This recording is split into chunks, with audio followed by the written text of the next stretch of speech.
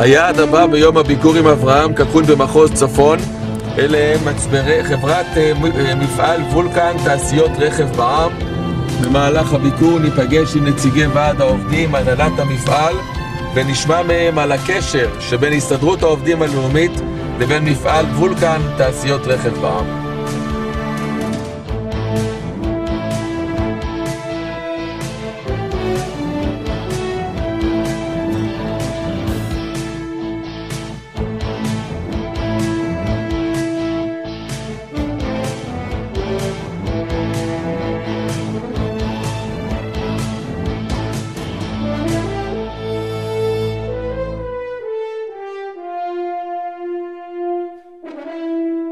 גם אותי חשוב לשמוע ממך על הקשר עם קקון. הוא בעצם נציג הסתדרות העובדים הלאומית. איך הקשר? ככה, וולקן מצברים שהמותג שלנו זה וולקה, כבר עשרות שנים קיים. התחלנו בצומת וולקן באזור המפרץ. הצומת נקראת על שם וולקן המקורית ששם זה היה. עברנו ב-1978 כל לאתר הזה. אנחנו הראשונים שהתחלנו את כל האזור התעשייה הזה. וולקן מצברים הראשון שנמצא משנת 78. אני לא התחלתי קרוב למפעל, אני התחלתי כמו כולה מתחתית הסולם, איך שאומרים, כן? משנת 80 אני במפעל, מספר תפקידים, עד שהגעתי לראש הפירמידה פה במפעל, כן? יש לי כ-70 עובדים מהמגזר פה, רוב רובם מהכפרים הדרוזים, ממעלות, מנהריה, מכרמיאל. אני מתגאה בהון האנושי שיש לי, באמת, ותק ממוצע בין 20 ל-30 שנה. אוהבים את המקום. אוהבים את המקום, מרגישים כמו משפחה. עד לפני כ8 שנים, החבר'ה היו תחת ההסתדרות הכללית. למען האמת, ההסתכלות של ההסתדרות הכללית, אולי ירידן קצת ידבר על זה, הם מסתכלים על צד אחד, הם לא מסתכלים על שני צדדים. אני בעברי גם הייתי יושב ראש ועד, אז אני יודע מה זה. יש שני צדדים לכל דבר, אי אפשר ללכת עם הראש בקיר. מי שהולך עם הראש בקיר, אין מנצחים במלחמות כאלה.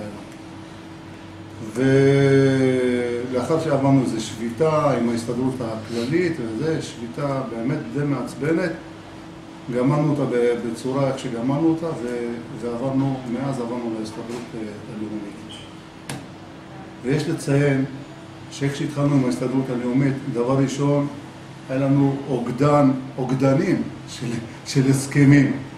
כל פעם תלך, תפתח הסכם כזה, הדבר הראשון שישבנו ועשינו זה להקים הסכם קיבוצי אחד שיבטל את כל מה שהיה בעבר. ללכת לקרוא איזה משהו, היינו צריכים לפתוח כמה הסכמים. היום יש אחד שהוא ממצה את כל הזכויות של העובדים. ובאמת, יאמר לזכותם של ההסתדרות הלאומית, שזה הצעד הראשון שעשינו איתם.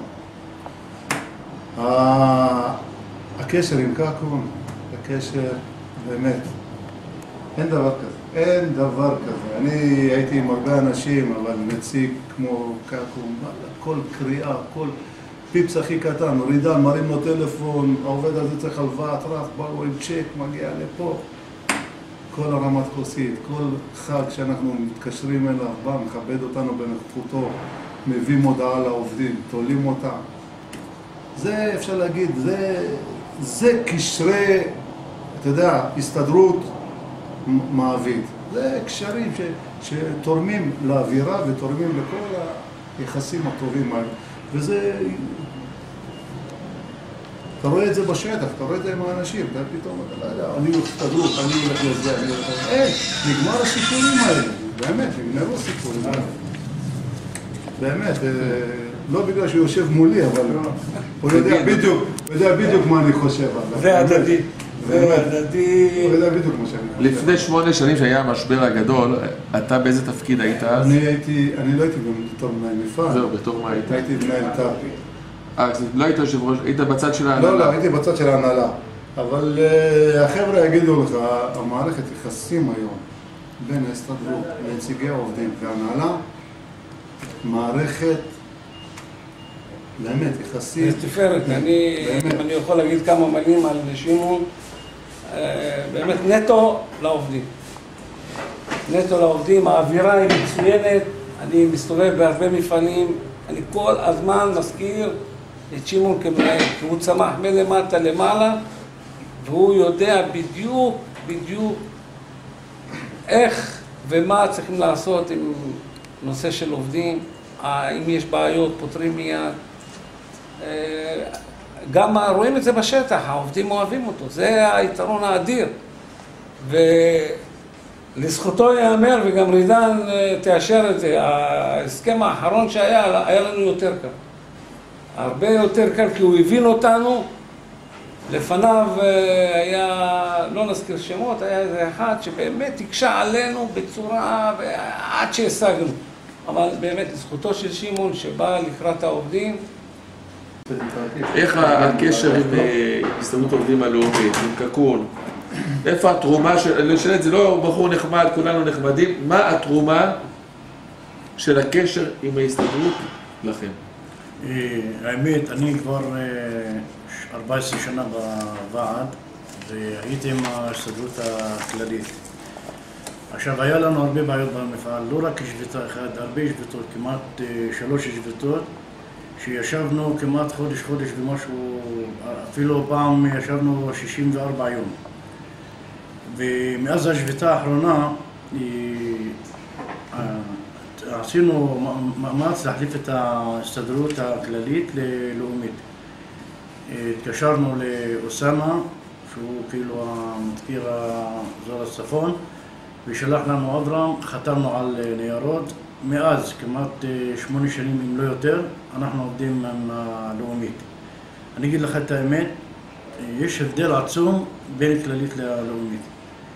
למה? הם באים, כמו שאמר שמעון, לטובת שני הצדדים, לא לטובת הצד אחד. מעניין אותם שהאנשים יעבדו, יהיה להם פרנסה, שיהיה מקום עבודה, ומעניין אותם גם המפעל שימשיך כאילו להיות ולצגצג ואנשים יעבדו.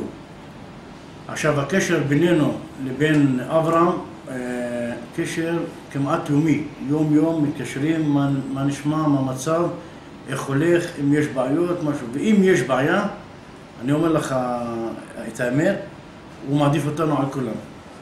מעדיף את וולקן, כי הוא יודע והוא מרגיש מה ההבדל בין וולקן לשאר המקומות. אם זה מבחינת ועד, אם זה מבחינת ההנהלה, מבחינת העובדים עצמם. ומאז שנכנסו